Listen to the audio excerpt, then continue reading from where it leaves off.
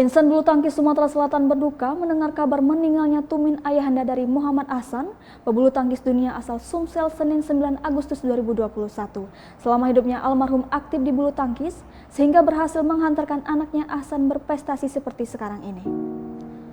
Pada foto yang diposting, almarhum menggunakan baju merah jarum dan topi. Dia diapit anaknya Ahsan, sementara sebelah kanan Ahsan adalah almarhumah Ibu Kori. Sedangkan paling kiri Dr. Yan Hadi dan hingga sekarang masih sehat dan tinggal bersama anaknya di Singapura. Mereka semua adalah penghobi bulu tangkis Sumsel dan aktif di PBSI. Bahkan sampai hayat hidupnya, Ibu Kori tercatat sebagai pengurus PBSI Sumsel.